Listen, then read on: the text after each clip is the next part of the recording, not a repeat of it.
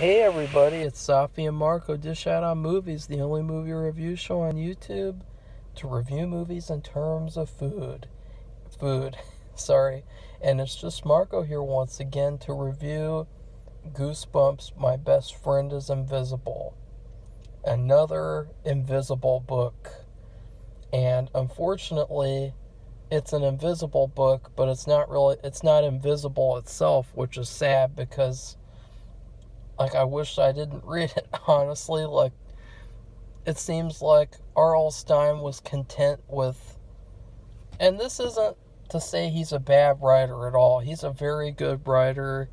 I've enjoyed reading the majority of these books. It's been such an amazing experience, and probably the greatest reading experience ever.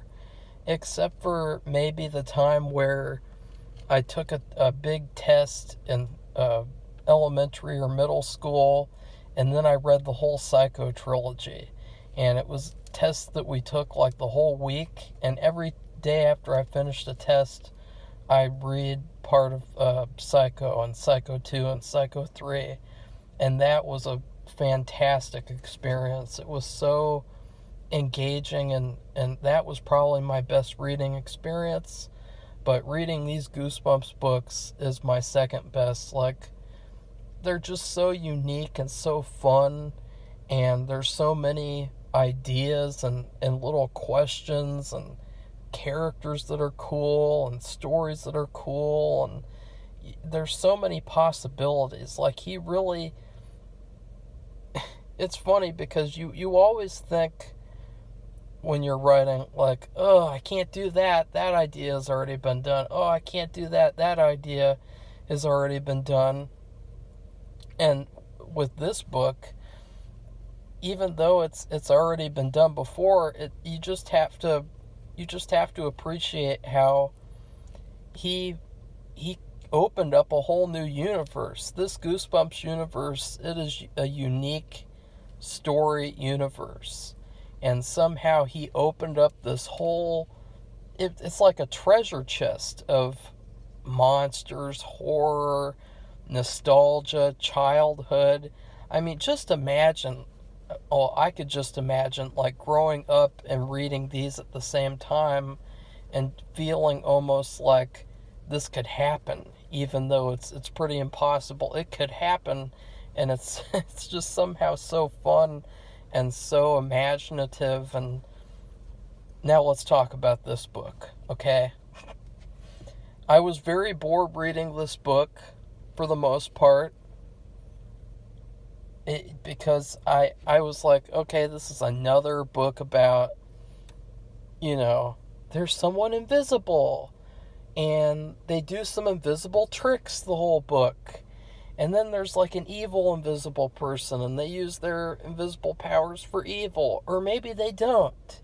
And there's a lot of that too. There's a lot of ambiguity, especially in this book, because the whole book, there is some really good stuff in this book, which I was surprised about, because I remembered hating this book when I read it. But when I reread the summary and thought back about all the plot points, there's a lot of great stuff in this crappy book. Because you have this character, Sammy, and Sammy is another boring character. He does have a couple of qualities about him that make him unique, I guess. He's bad at math. I guess you could say that's a unique quality, but a lot of people are bad at math. Even me. I was terrible at math. Of course, I had a bunch of math teachers who weren't really that interested in pushing anyone to do better. So that was basically the entire issue, was having these bad teachers. But I guess being bad at math, that's a quality. His name is Sammy. I guess that's kind of unique. Nothing else really, though. His parents are scientists. That's that. And then you have there's this guy who's invisible, and we don't know why. We don't know where he came from. He's like a monster or something, and his name is Brent. And Brent's character is actually really good, because the whole book you're wondering, is he evil? Is he good?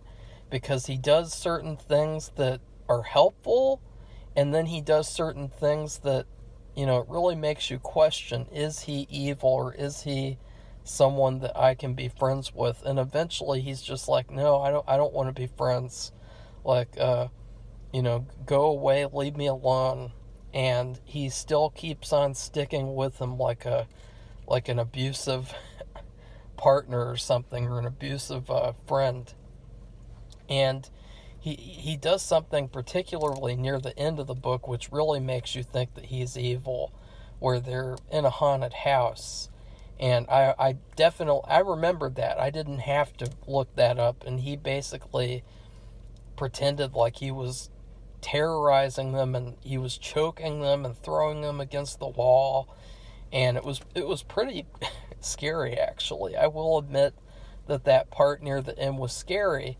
But the problem is, as much as I've made this short explanation a good one, the whole book, it's 140 pages, okay?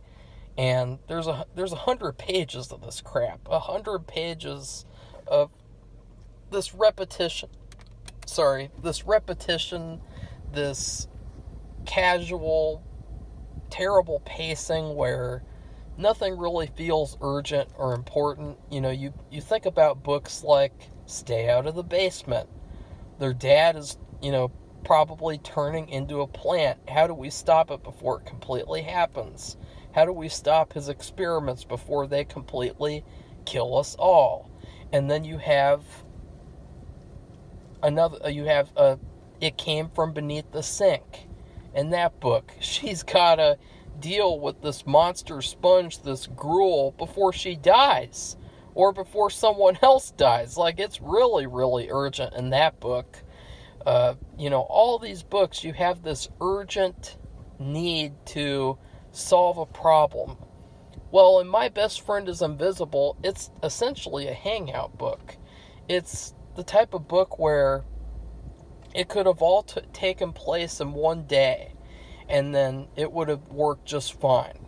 There's nothing really special about the pacing of the story and how it goes for 140 pages. Nothing really requires it in the story for it to go that long, to tell any sort of a long story. There's not really a long story to tell. It's just invisible person does invisible things, then you have another person who reacts, and then he tries to convince the other friend, Roxanne, and then he tries to convince his parents, and oh yeah, that's where we get to the shitty part of the book, the worst part, the ending.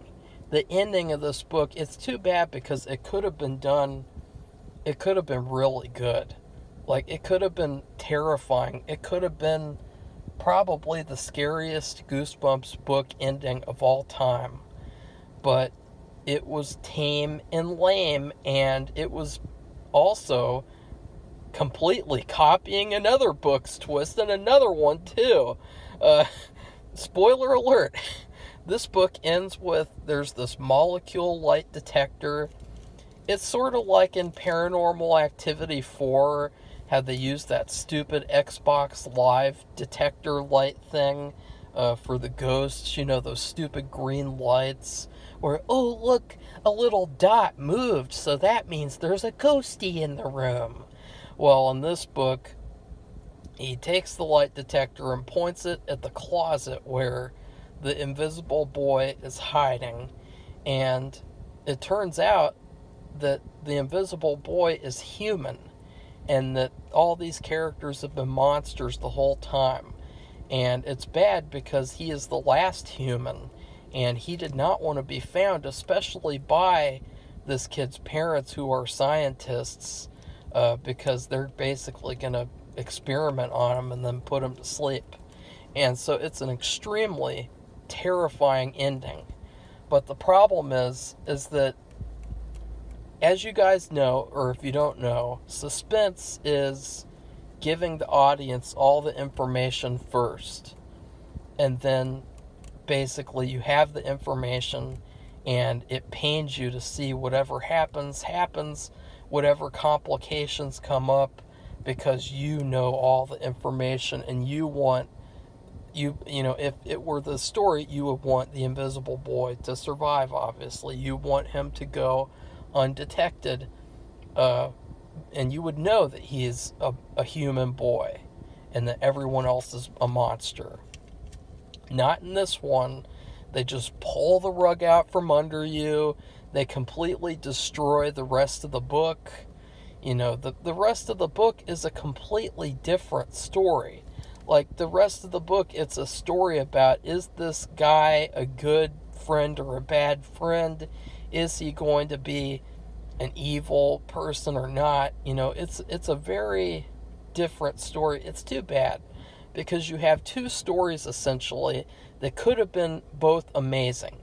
You have one story where it could have just been, they're both human, they're all human, it's just one of them is invisible because of some experiment gone wrong.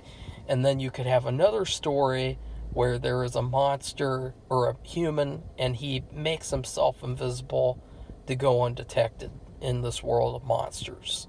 So you have two stories there, but instead he decided to have this stupid fucking twist, terrible twist, completely just ruins the whole book. I mean, I was pissed off when this book ended.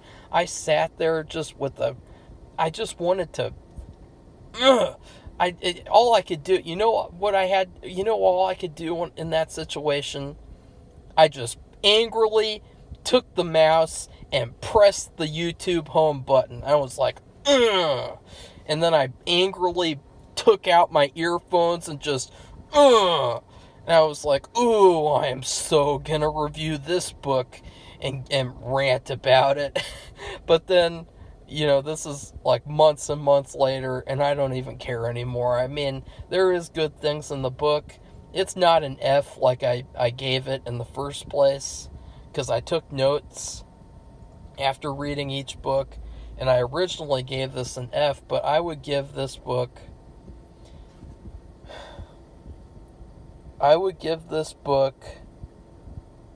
a D+, because it still has good qualities in it, and it is not deserving of being in the F tier. In fact, I'm looking back at all the F books, and I see all these good things in them, and it makes me not want to give any of them Fs, because there's good qualities in all of them. There's only like one or two that are completely bad. And I will say that the Headless Ghost one, that one is completely bad. However, this book does have some good qualities. However, that twist, I mean, he's done that a million fucking times.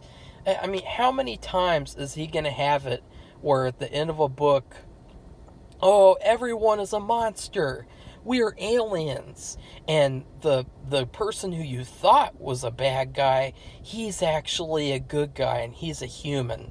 And it's like this reversal thing of like, oh no, the human is in danger from these aliens, and we're the aliens, oh no. And it's like, oh please, come on, R.L. Stine, stop reusing that same twist over and over again. You already did this in Welcome to Camp Nightmare. You've already done this in other stories before, even the short stories. There's short stories. What about the one, oh God, the Space Invader one? Oh God. Remember that one, R.L. Stine? Why are you reusing the same twist? It is lame. It is lame. That's why I said these twists are stupid and pointless. Just stop doing twists in these books, because most of them are just copying each other. Like, why would you want to copy it? If it's not natural to the story, if it's not unique to this story, then why do it in the first place and ruin the rest of the book? Because the rest of the book, although it has good qualities, it's boring. It It's lame and tame, just like the ending. But then you get to that ending, and it totally destroys the book. Totally. So yeah, I would never... Okay, I give it an F, because I remember why. It's because I'd never read this book again. Because once you get to that ending, the ending changes the whole perspective on the book, and completely makes the rest of the story unreadable. Unreadable. So anyways, that's my review. I wanted to do a new release, but Safi, as usual, she wanted to go out and do these garage sales and things, and so I don't really have time to watch any new release to upload, so that's sad. But I will be watching and reviewing a new release, or maybe two, tomorrow. I definitely want to see some new releases. I want to watch Chip and Dale, because I heard that was terrible, and I heard that there's a lot of funny bad things in it. But anyways, please like this video, comment, tell me what you thought about My Best Friend is Invisible, and also, why is it called My Best Friend is Invisible? Like, the kid's best friend in this book, Sammy's best friend is Roxanne, and she's his best friend because he likes her, I mean, it's another time where you have a guy and a girl, and they're really close friends, and it's like, Arl Stine, you are just leaving out the parts where they are making out and stuff after they study. Like, just stop. Stop it with this pretending stuff. Stop it with the faking. Like, just come on, grow some Goosebumps balls, and just have them be boyfriend and girlfriend. You don't have to make it a big deal. You don't have to have anything inappropriate for a kid's book. Just have them just casually be boyfriend and girlfriend. Maybe at the end of the book they're boyfriend and girlfriend. Maybe they were boyfriend and girlfriend before the book happened, and then they broke up, and then they just became friends.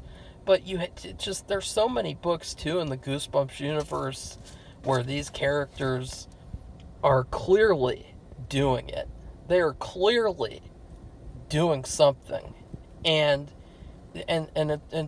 you're just pretending like they're not. Like, oh yeah, they're just friends, Sammy and Roxanne, they're really good friends, and they like to go to this haunted house together to find evidence, and who knows what type of evidence they'll find in that haunted house, and you know as well as I do that Brent the Ghost has definitely found some evidence before with Roxanne. Okay, I won't. I'm just joking around. But then please subscribe to our channel if you'd like to see more Goosebumps book reviews. Goodbye, everybody. See you soon.